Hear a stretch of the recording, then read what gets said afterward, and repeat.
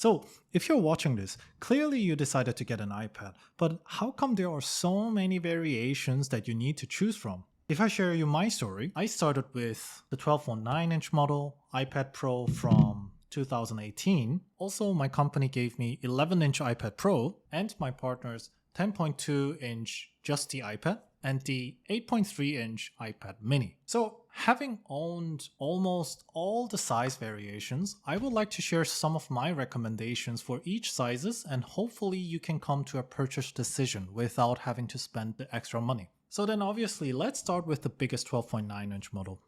If you're going for the largest Pro model, you will have Retina XDR display. Okay, so mine doesn't have, but if you're going for the latest iPad Pro model, you will have Retina XDR display and way more space to utilize the screen estate. So putting those better internals aside, I would recommend this size for those who will be utilizing the Apple Pencil, like handwritten notes or drawings, all that kind of good stuff. Of course, you can do that with smaller size options as well, but I feel like the smaller models forces you to zoom in and out too often, which makes the experience not as good as with the 12.9-inch model.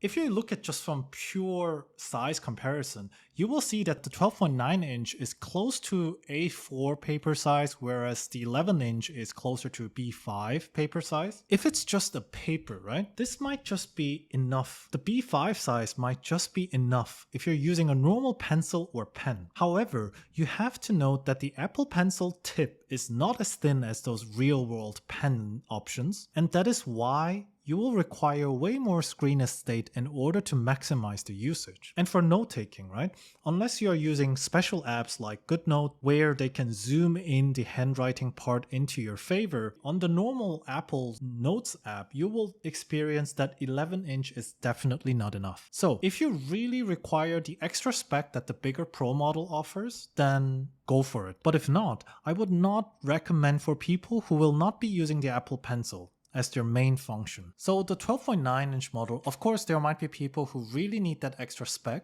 for the use case. If so, yeah, go for it. I give you my blessing. If you're just unsure, but you know that you won't be using the Apple Pencil that much, then I wouldn't actually recommend the 12.9-inch model. Then obviously, the next bigger option, I would recommend 11-inch for those who will be mainly using it for media consumption and typing related apps. So one might wonder, right? Didn't you just say the 11-inch model is too small? I also thought so, right? That is why I purchased my first iPad, which is the 12.9-inch.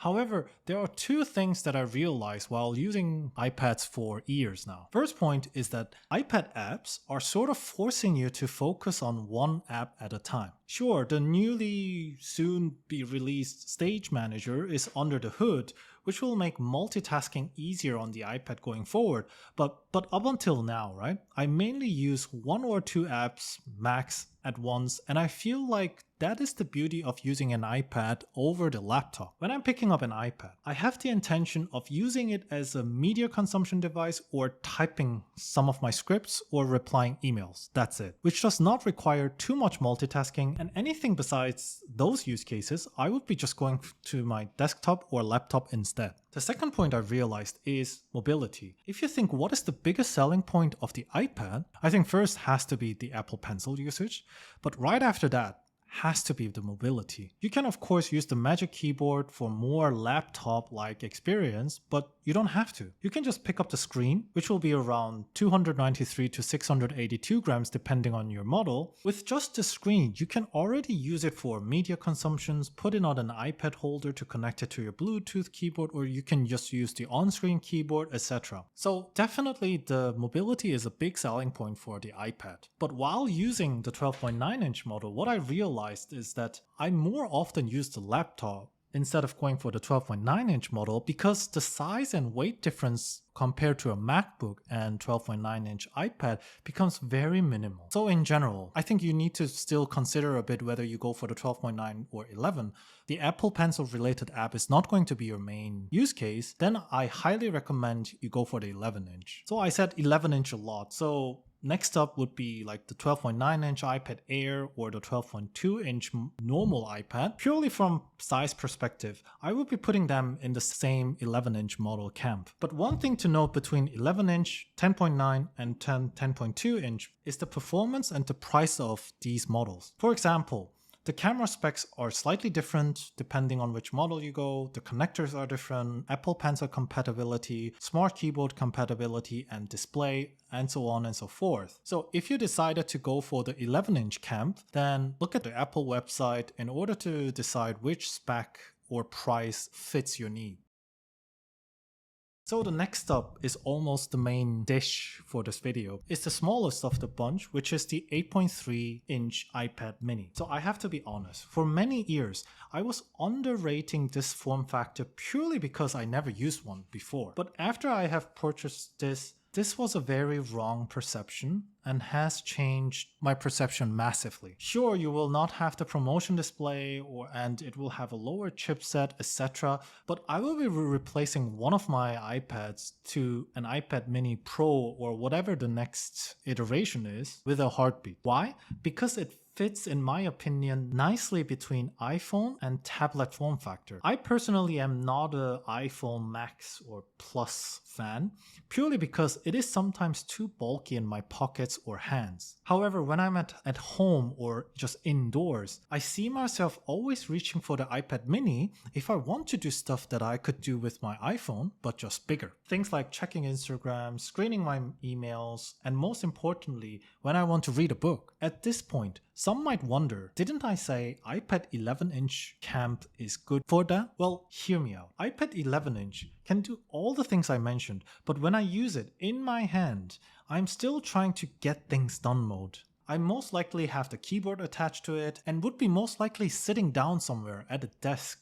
Whereas for the iPad mini, even if I do not have a distinctive purpose to do something about it, the moment I come home, I charge my iPhone and switch to iPad mini. I might be lying on bed, sofa, or just reading through some meeting notes before my next meeting. All the things I would do using my iPhone, but you can do it in a bigger screen. We don't pick up our phone and hope to write a whole script or actively reply all of our mails, right?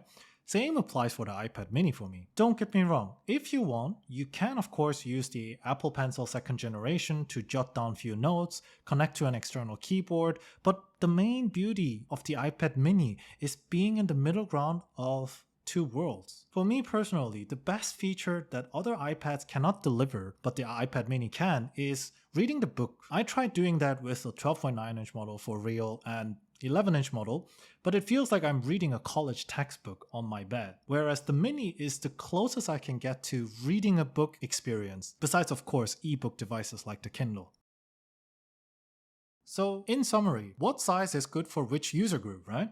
12.9 is for who will be utilizing Apple Pencil related apps mostly and or will use it as a laptop replacement, hence need the extra specification of the Pro models. And the next 11-inch, 10.9, 10.2-inch camp is for who will be mainly using it with a keyboard and want to mainly use it for media consumption purpose. I think you should go with this size group. So the 8.3-inch, I believe, is whose main intention is to use it without the keyboard or the pencils and use just a screen like a phone replacement and or would like to use it as a Kindle. So as you can see from my summary, every form factor has its pros and cons, so you would need to decide depending on your needs. Out of the 4 iPads I have, if I have to choose one, if someone forces me to choose one, it is going to be the iPad mini, even though it is not the most expensive out of the bunch, purely because I own a MacBook Pro, so with some discomfort from weight, I could practically do everything the iPad offers. Plus, I'm terrible at drawing, so I'm not a power user utilizing the Apple Pencil functionality, which makes the iPad mini a very good use case, at least for me personally. If you would like to see more comparisons of the 4 iPads, please leave a comment. So there you have it.